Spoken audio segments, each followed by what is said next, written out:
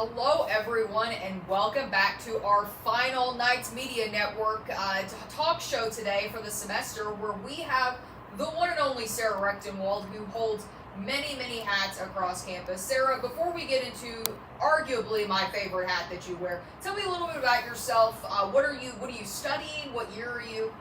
Yeah, so my name is Sarah Recktenwald. I'm an elementary education and learning and behavioral disorders double major, and I'm a senior, so I'm about to graduate in just a few days. You're getting close, and as you just said, you just took your last exam of undergrad, so how does that feel? That feels awesome. I can't say that the last exam I took felt awesome, but the feeling that I have now is pretty good. But either way, we'll be seeing you walk across that stage very soon, so we're really looking forward to that. Now, I hinted at it a second ago, but my favorite hat that you wear around here, and have kind of under the radar worn around here, is being Penny the Pineapple. Is that, how did that come about? Bring me to the origins of you being Penny the Pineapple. Yeah, so I'll go back to mascots in general for me. Yes. When I was a kid, I used to be afraid of mascots. I think when I was little, probably not, but I know as I got to be into childhood, 7 or 8 years old, things like Buddy the Bat from the Little Bats, that scared me. And it was kind of a thing I avoided at ballparks. But once I got to high school, I was asked to be the mascot for a couple of different videos, recruitment things. And from there, I thought it was fun. You can just be silly, you can dance, you can do things without people really seeing it's you behind there. When I got to college, the conception of Penny was in our first year of college, and it was a thing that I think people just kind of tossed around on campus. If you wanted to be Penny, you could be Penny. And it wasn't until my junior year they actually had an application and an audition process through the Common App for leadership positions. So I figured I'd apply, why not? And I got it right away. Now, you said that there's an audition process. What does a Penny the Pineapple audition look like? It's probably the silliest thing that I've done in a while. It looks like you go in there and they ask you, what's your experience? Do you have any experience being mascot or non-mascots, doing things like that? And then you get into the suit pretty immediately. Oh my gosh. You don't get on the full garb, but you do put on the shell, the Penny Pineapple body, and you are given a couple scenarios. So they might say, okay, why don't you walk around a little bit? Or what would you do if a child wants to say hi to you but they're a little scared? And the scenarios are accurate. There are all things that have happened before, whether it's a kid coming up to you, whether it's you drop something and you have to react, whether it's the fight song coming on and you have to dance along, what would you do? Anything like that. And the best part is that it's to an audience of just 4 people, which makes it even funnier. That's hilarious. So they get their own private Penny the Pineapple audition tape probably after that so then looking at your Penny the Pineapple role over the last couple of years, what does it kind of encompass? What's some of the wildest things maybe you've had to do, or what's like a typical Penny the Pineapple activity look like? Much of it has been at admission or new student events. Many of them were at Night U, which was very interesting for students who maybe had never heard of Penny to just see Penny pop up in the afternoon. Yeah. And Penny comes in pretty, not aggressively, but pretty in your face. Penny's coming around shaking hands, saying hi, hiding behind people, trying the cup song. That's something that I think Penny is learning, and a skill that hopefully one day she'll have. But it's a lot of people, interacting with people for the most part. I've been able to go to the student faculty basketball game. In a couple weeks, I've been asked to go to an off-campus event with a stroke association. I'm going to be a mascot at their walk. So Penny has more of an outreach than we expected. That's awesome, because from what I've always seen, it's Penny's kind of like the student's mascot. We always feel like a strong connection to Penny.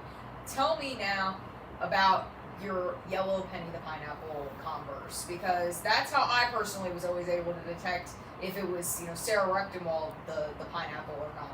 So just by chance, for my 16th birthday, I wanted a pair of high tops, and I was looking at the Converse website, and I was like, yes, that's the pair that I want. So I asked my mom for a pair of bright yellow high tops from the Chuck Taylor website, And sure enough, those have stuck with me all this time. That's amazing. And I mean, like, you really do bring such a personality to Penny the Pineapple, and really kind of, you can tell that you have fun with it. What's your dream mascot gig?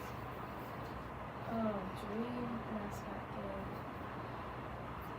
I would like to be, even if it's not Penny, but a mascot for a sports team. Yeah. I know that there's the Louisville Kings that recently came to town, and I couldn't find any application for mascot, but I was looking quite some time.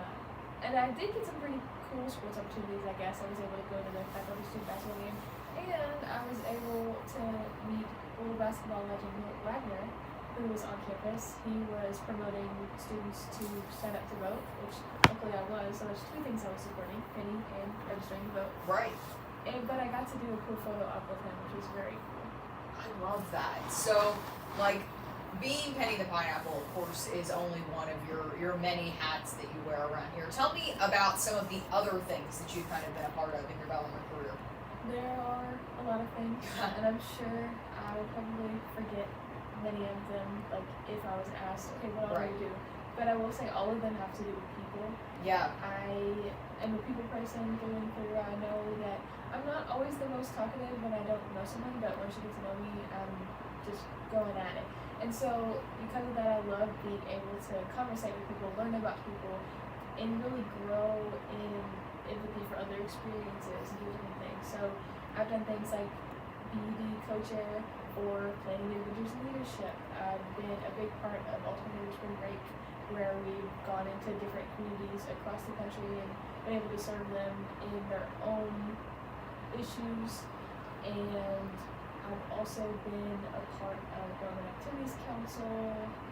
Basically anything that needs help, I love to be there for. I know that I have the time and I have the will to do it, so I might as well try. And I mean, you've been a pretty integral part of the Bellarmine community over your last 4 years, might I add, especially our graduating class. And so, talk to me about Night of Honor, which was recent. You were on the court. It's kind of like I feel like a nice culminating experience of all the hard work and effort that you've really put in over these years. Yeah, I know that when it came to interviewing for Night of Honor, I think they asked me what they thought I would bring to the court, and I said I'm not always the one that's at the front of the room, but I'm always going to be the one that contributes with whatever's needed. Mm-hmm. And I feel like that's a good combination of myself, because I can be the one at the front of the room, but if someone needs to just go make a copy or do something like that, I know that I can do that. I know that it's a help if it's needed. So I think being on the Night of Honor court I was very honored to be on that among many classmates who are so involved, so impressive, and to be there alongside the people that I was also just a great experience. I really enjoyed it. Yeah, and I mean, like, looking to, you did all these awesome things in college. Looking to the future, what does post-grad life look like for you? I recently got a job as a second grade teacher at my elementary school, which I am so excited about, Notre Dame Academy in Southwest Louisville on Dixie Highway. And I am just so excited to get back to my own community, take everything that I've learned in college, really about myself and about practices that I can use in the classroom, and just use those for many generations to come. Yeah, and I mean, like, when you were looking at what you wanted to do, you talk about how people is kind of like a big focus for you. I guess that was a big motivator into why you kind of wanted to end up in the classroom. What is, like, some of your motivators for that? I know growing up, my teachers were my superheroes. In grade school, never had a bad teacher. In high school, that as things got older and I started to not be good at some subjects, things changed, but I still liked all of my teachers. And I think about the impact that they had on me, and that if I'm only a small contribution to the next generation, that's a great thing to say, that there are many people out there making change in their own way. Yeah. And I know those teachers encouraged me in my passions, and I want to do that the same for students. Yeah, and I mean, you've done a great job of being involved both in high school, coming into college, and kind of carrying that through. So I mean, I know you'll do great things when you get out in the world. So you're getting close to graduation. What's the one biggest thing you're gonna miss about Bellarmine? I've been talking about it, but the people. Yeah. I know there are lots of great faces on campus. As the last weeks kind of come up, I've been thinking about passing people that are underclassmen that maybe I'm not friends with, but that I'm acquaintances with, Yeah. to say hi, and that I might not see them again. So Right. I've really been taking it all in while I'm still here and really making sure to thank all the people that have helped me in any type of way, making sure to just, give hugs where I know it's not going to be as often that I'm seeing this many people at once. Well, I think that about wraps us up today. Thank you, Sarah, for coming and talking not only about Penny, but about a very timely, graduation kind of ending, culminating event for us. So thank you for joining us all this school year. And with that, this is Lindsay and Sophie